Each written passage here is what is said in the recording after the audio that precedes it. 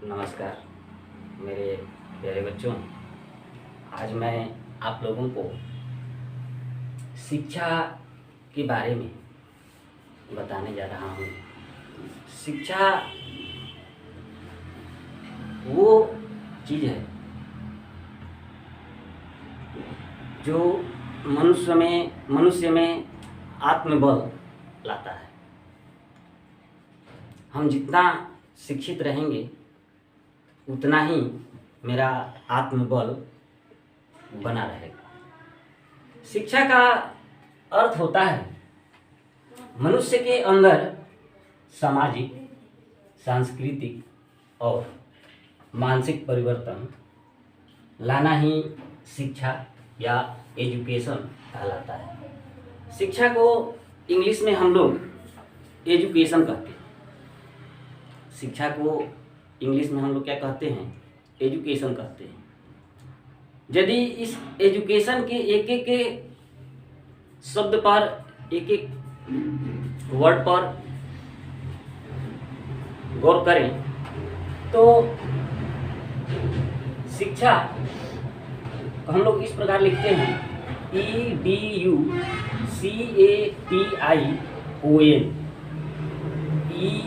EDUCATION means education. Education means शिक्षा। तो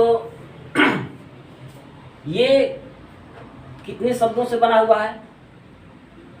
1 2 3 4 5 6 7 8 और 9। ये एजुकेशन जो है वो 9 मीन्स 9 वर्णों के मेल से बना हुआ है। 9 वर्ण का अपना कुछ अलग अलग कथन है, कहना है।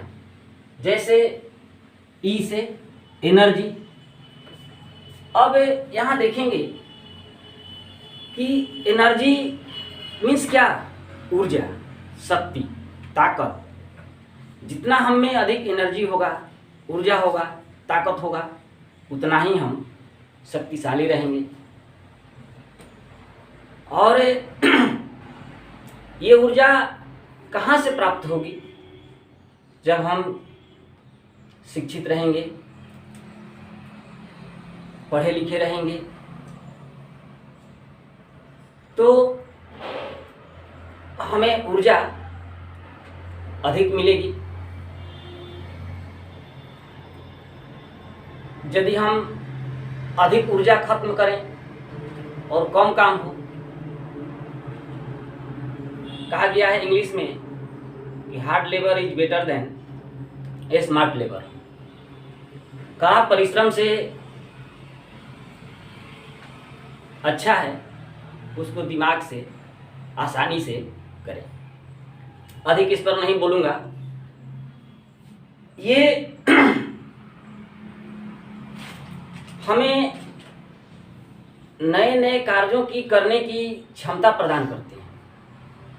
ये हमें क्या करते हैं? किसी भी काम को करने में ऊर्जा प्रदान करते हैं। कहा गया है कि heat loss to heat gain and heat gain to heat loss. यदि एक छोटे बच्चे को हम पीटते हैं या उसको चुटी काटते हैं तो वो तब तक नहीं रोता है जब तक कि उसके शरीर में अधिक हिट नहीं होता है, अधिक ऊर्जा नहीं होती है। जिन्हीं उसमें अधिक ऊर्जा होगी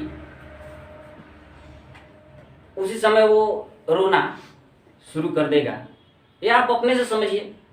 यदि कोई आपको एक झप मारता है तब तक शांत हैं जब तक कि अधिक हिट नहीं मिला आपके सहने से। जहाँ थोड़ा सा भी हिट अधिक मिलेगा तब फौरन उसका रिप्लाई एक झप दे देंगे। तो पहला है एनर्जी। शिक्षा से हम लोग क्या मिलता है? एनर्जी मिलता है। दूसरा नंबर क्या है? डी से क्या होता है? डिसिप्लिन। हर काम हम डिसिप्लिन में करेंगे। सभी कामों को समय के अनुसार करेंगे। और कहा गया है कि discipline makes a great nation. अनुशासन ही देश को महान बनाता है। और ये अनुशासन की प्रक्रिया कहाँ से आएगी? तो ये शिक्षा से आएगी, क्योंकि जितना हमारे पास शिक्षा होगा उतना ही हम अधिक ज्ञानी रहेंगे। और यदि शिक्षा की कमी होगी, यहाँ दो चीजें होती हैं, एक शिक्षा और दूसरा अशिक्षा। शिक्षा के तो बारे में हम लोग जानते ही हैं कि शिक्षा क्या है। पढ़ना लिखना ये सब क्या है? शिक्षा है। जितना हम ज्ञान अधिक से अधिक अर्जन करें वो सब शिक्षा है। लेकिन अशिक्षा भी है। हर चीज के साथ अपवाद होता है।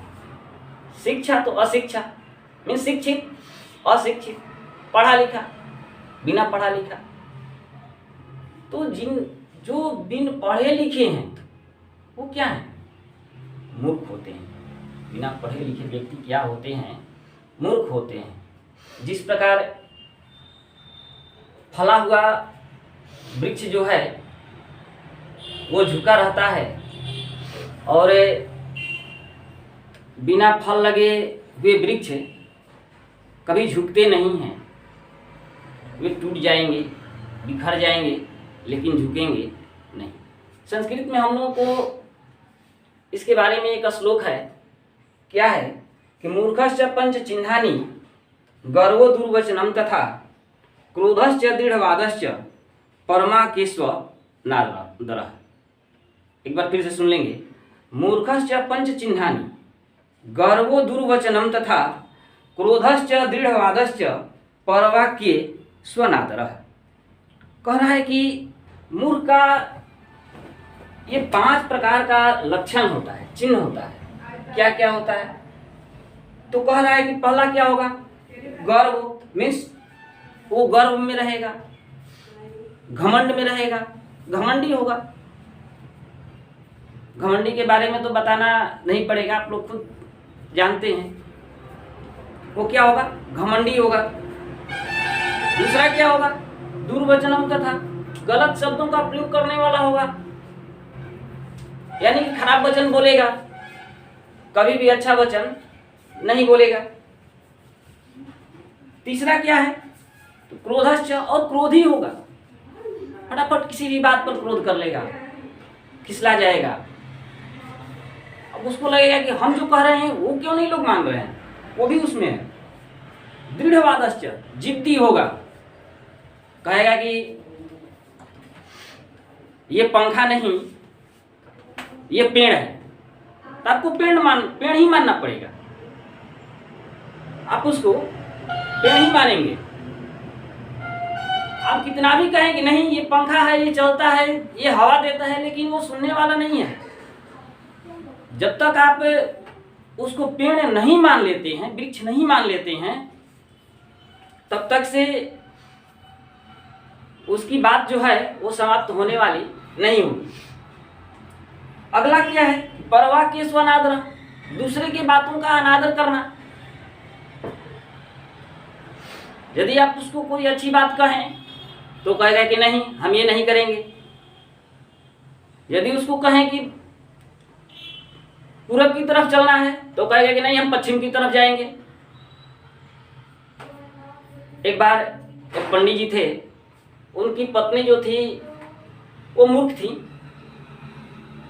वो जो कहते थे उसका विपरीत ही करती थी। कहते थे कि आज रोटी खाने का मन है तो कहती थी कि नहीं आज चावल बनेगा। जब वो कहेंगे कि नहीं चावल खाने का मन है तो नहीं आज रोटी बनेगा। तो एक बार गंगा में स्नान करना था, गंगा दशहरा था, तो उसमें पंडित जी बोले पंडिताइन जी से कि अच्छा ऐसा करते हैं कि कल गंगा दशहरा है, हम लोग यहाँ एक जो सामने नाला बह रहा है उसी में स्नान कर लेंगे तो अच्छा रहेगा। तो पंडिताइन जी बोली कि नहीं गढ़ा में क्यों स्नान करेंगे, गंगा जी में स्नान करेंगे। ठीक है, गंगा जी में स्नान करने के लिए लोग गए। पंडित जी बोले कि किनारे ही स्नान करना, तो बोले कि नहीं हम किनारे क्यों स्नान करेंगे, बीच में स्नान करेंगे।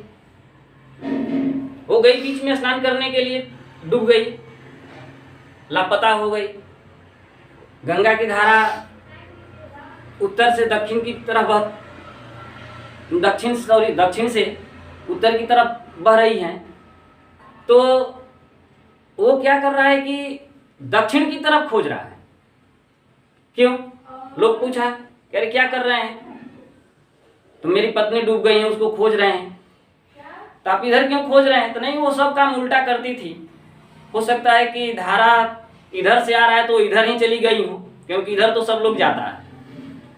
तो ये मूर्खों की विभिन्न प्रकार की पहचान होते हैं। राधा किशन एक गायक हैं, अपने गाना के माध्यम से इसको समझा रहे हैं कि मूर्ख कैसे होते हैं। तो कह रहे हैं कि 10 हाथ बुड़बक से डरियो, 20 हाथ दुर्जन से।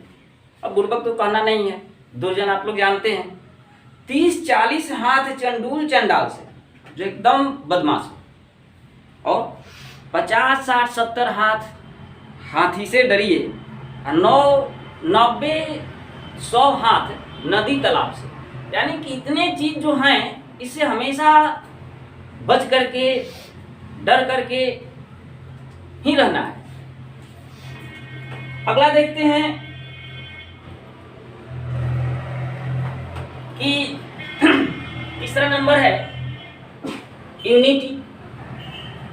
यदि आप में शिक्षा होगी, आप शिक्षित हैं, तो आप में यूनिटी होगी। और जब आप में यूनिटी होगी मीन्स एकता होगी, तो जब एकता होगी तो आप में शक्ति बढ़ेगी। कहा गया है एकता में ही बल होती है। तो ये क्या होगा? यूनिटी होगी, एकता होगी। दूसरा है सी, कॉन्फिडेंस। कॉन्फिडेंस मीन्स विश्वास। आप जितना अधिक शिक्षित रहेंगे, आपको हर काम में विश्वास होगा। अब ये नहीं कि 1+1 कितना होता है, 2 होता है, लेकिन फिर भी सोच रहे हैं कि 1-1-2 होगा, नहीं होगा, नहीं होगा। फिर सोचेंगे ना नहीं होगा, अच्छा छोड़ो 3 लिख देते हैं। यहाँ क्या, आप में कॉन्फिडेंस की कमी है, आप में शिक्षा की कमी है। यदि शिक्षा की कमी नहीं होती, आपका आत्मविश्वास वहां क्या पड़ जा रहा है? कम पड़ जा रहा है। आप अपने पर विश्वास नहीं कर पाते हैं कि 1 जोड़ेंगे तो 2 होगा या 3 होगा, आप सस्पेंस में। तो शिक्षा से एक शब्द क्या जुड़ता है? कॉन्फिडेंस। जब आप में कॉन्फिडेंस आ गया कि हाँ ये काम कर रहे हैं तो एकदम सही कर रहे हैं। अगला है ए से होता है एम। एम मीन्स लक्ष्य। अब हम कोई काम करें और उसका कोई लक्ष्य ही ना हो। यदि कोई कहे कि जाओ, कहाँ जाओ? अच्छा जा रहे हैं, कहाँ जा रहे हैं? कोई लक्ष्य नहीं है। तो पढ़ रहे हैं, पढ़ करके क्या करेंगे? कोई लक्ष्य होना चाहिए, टारगेट होना चाहिए कि पढ़ रहे हैं तो डॉक्टर बनेंगे, इंजीनियर बनेंगे, वैज्ञानिक बनेंगे, या बहुत बड़ा बिजनेसमैन बनेंगे। अपना लक्ष्य होना चाहिए। और उस लक्ष्य को हासिल करने के लिए अब आपको जितनी परिश्रम करनी पड़े, लेकिन लक्ष्य होना चाहिए। बिना लक्ष्य का कोई काम होता नहीं। खाना बना रहे हैं, खाने का मन नहीं है, किस लिए बना रहे हैं पता नहीं, ऐसा थोड़े होता है। तो ये कब होगा? जब आप में कॉन्फिडेंस होगा, लक्ष्य होगा, एकदम विश्वास रखना है कि ये लक्ष्य लिए हैं तो हमें पूरा करना ही है। अब पढ़ रहे हैं किस लिए? कि परीक्षा में फेल हो जाएं। लक्ष्य क्या है? कि परीक्षा में पास कर जाएं।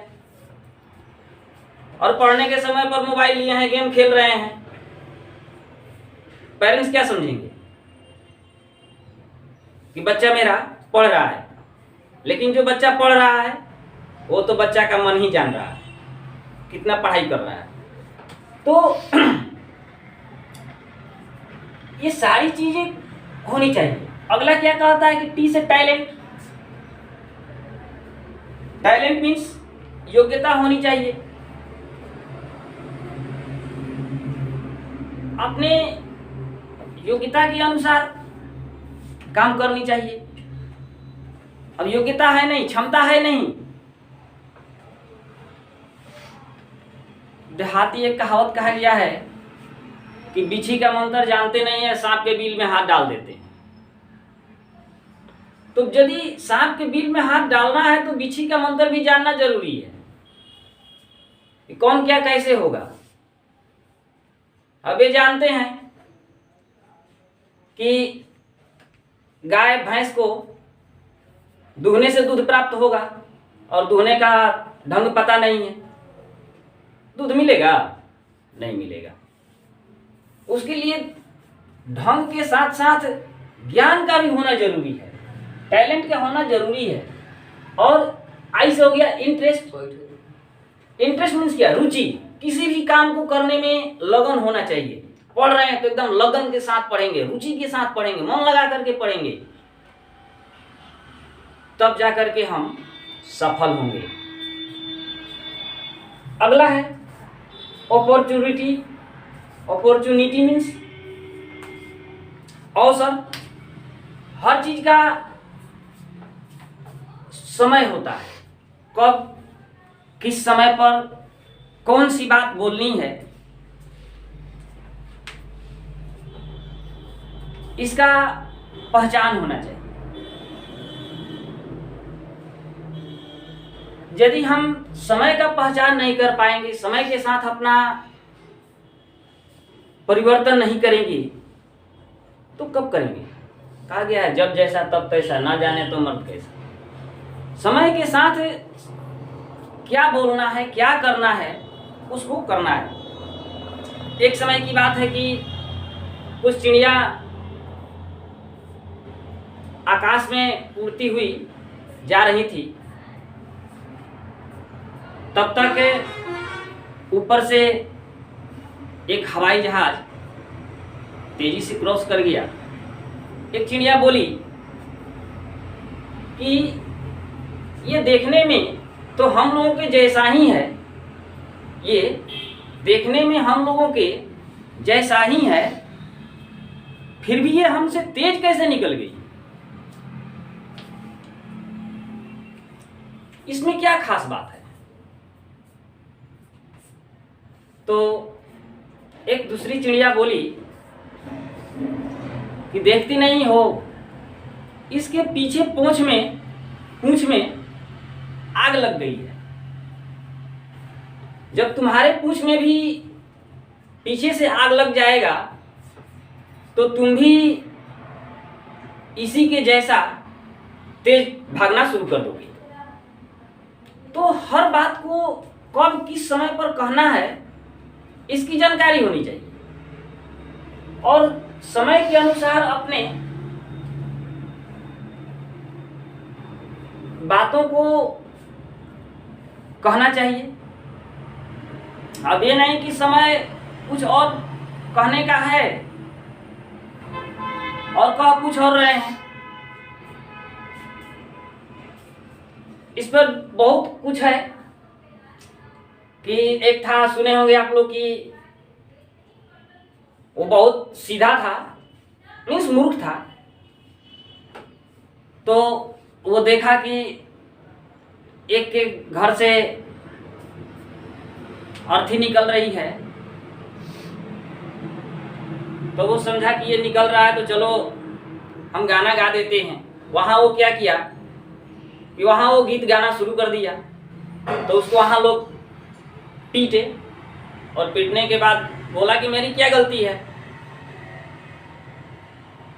तो बोला कि नहीं, तुम्हारी गलती ये है कि तुम यहाँ पर सब कोई रो रहा है तो तुम्हें भी रोना चाहिए। बोला कि ठीक है, रोना चाहिए, हम मीन्स आदमी को देखेंगे, अधिक आदमी को तो रोएंगे। आगे गया तो एक के घर शादी थी,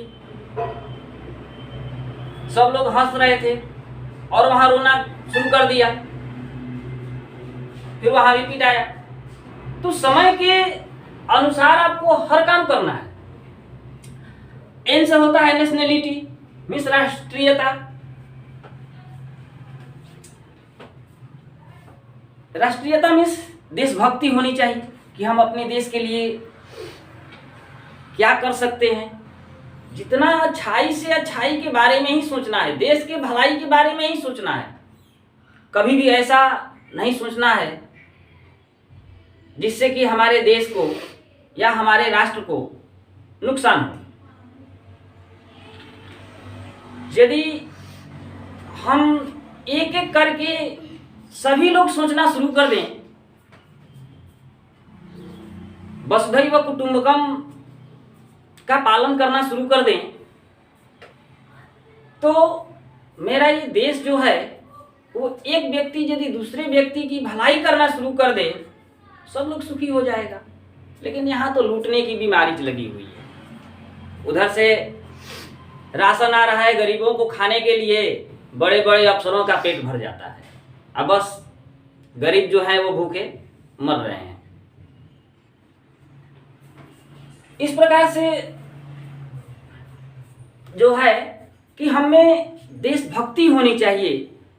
हर एक व्यक्ति को दूसरे व्यक्ति की मदद करनी चाहिए कि उसको किसी भी प्रकार का कष्ट न हो। आप लोगों के पुस्तक में शिक्षा पाठ में दिया हुआ है कि व्यायाम कुरु, व्यायाम कुरु मीन्स व्यायाम करो। व्यायाम क्यों करो? ये भी डिसिप्लिन एजुकेशन के अंतर्गत ही आता है। व्यायाम किस लिए करो? हम लोग के संस्कृत में कहा गया है शरीर माध्यम खलु धर्म साधनम। व्यायाम कुरु, व्यायाम करो। किस लिए करो? कि अपने स्वास्थ्य को ठीक रखने के लिए करो। किस लिए? तो स्वास्थ्यम रक्ष, स्वास्थ्य की रक्षा करो, स्वास्थ्य की रक्षा करो। आगे है तो स्वास्थ्य की रक्षा कब करेंगे? जब हम कसरत करेंगे तो मेरा स्वास्थ्य का रक्षा हो जाएगा। तो एक लड़का हमारे विद्यालय में कमेंट किया था कि सर योग से यदि रोग ठीक हो जा रहा है तो रामदेव बाबा पतंजलि की दवा क्यों चलाते हैं? तो यह है कि व्यायाम करो, व्यायाम करो, योग करो और स्वस्थ रहो, अपनी स्वास्थ्य की रक्षा करो। अब क्या करो? पुस्तक पढ़ो, पुस्तकम पठ, पुस्तक पढ़ो जिससे कि ज्ञान होगा। फिर क्या कह रहा है? शोभनम पुस्तकम पठ, शोभनम मीन्स शोभन, पुस्तक को पढ़ो। शोभनम पुस्तकम पठ, शोभन पुस्तक को पढ़ो। यहाँ केवल पढ़ने से ही आपकी शिक्षा पूरी नहीं हो जाती है, उसको याद रखना होगा कि हम क्या पढ़ रहे हैं, क्या करना है, कैसे करना है, उसको याद रखेंगे। अब ये नहीं कि पुस्तक स्थातु या विद्या पर हस्तगतम धनम कार्यकाले समुत्पन्ने नशा विद्या न तद्धनम। पढ़ाई ऐसा किए कि पेज नंबर याद कर लिए, परीक्षा में आ गया तो परीक्षा में आ गया तो अगला है शोभनम पुस्तकम पठ, शोभन पुस्तक पढ़ो। लेखम लिख, लेख लिखो। शोभनम लेखम लिख, शोभन लेख लिखो। यहां कह रहा है कि सत्यम वद, सत्य बोलो, असत्यम न वद, झूठ मत बोलो। कहा गया है सत्यम ब्रूयात प्रियम ब्रूयात, न सत्यम अप्रियम ब्रूयात। सत्य बोलना है, प्रिय बोलना है, ऐसा सत्य भी नहीं बोलना है कि दूसरे को दुख लगे। अध्यापकम नमः, अध्यापक को नमस्कार करो, प्रणाम करो। ईश्वरम नमः, ईश्वर को प्रणाम करो। धर्मम चर, धर्म का आचरण करो। मातरम पितरम च नमः, माता और पिता को नमस्कार करो, प्रणाम करो। प्रातः उत्तिष्ठ, सुबह उठो, आलस्यम न कुरु, आलस्य मत करो, शीघ्रम उत्तिष्ठ, जल्दी उठो। एक बार फिर से सुन लेंगे। व्यायाम कुरु, व्यायाम करो, स्वास्थ्यम रक्ष, स्वास्थ्य की रक्षा करो, पुस्तकम पठ, पुस्तक को पढ़ो, शोभनम पुस्तकम पठ, शोभन पुस्तक को पढ़ो, लेखम लिख, लेख लिखो, शोभनम लेखम लिख, शोभन लेख लिखो। आगे है सत्यम वद, सत्य बोलो, असत्यम न वद, झूठ मत बोलो, अध्यापकम नमः, अध्यापक को शिक्षक को प्रणाम करो, ईश्वरम नमः, ईश्वर को प्रणाम करो, धर्मम च, धर्म का आचरण करो, मातरम पितरम च नमः, माता और पिता को प्रणाम करो, प्रातः उत्तिष्ठ, सुबह उठो, आलस्यम न कुरु, आलस्य मत करो, शीघ्रम उत्तिष्ठ, जल्दी उठो। तो इस प्रकार से एक कहा गया है राम जी पर कि प्रातः काल उठ के रघुनाथा, मातु पिता गुरु नावही माथा। तो इसका अर्थ क्या है कि सुबह सुबह भगवान राम उठ करके अपने माता पिता और गुरु तीनों को प्रणाम करते थे और वे आज पुरुषोत्तम राम के नाम से कहलाए। तो थैंक यू, धन्यवाद। आप लोग का 6 लेसन 13 लेसन पाठ 13 शिक्षा समाप्त हुआ। नागेंद्र सर के नोट्स से आप लोग सब लिख लेंगे या देख करके, सुन करके, समझ करके आप लोग लिखेंगे। थैंक यू, धन्यवाद।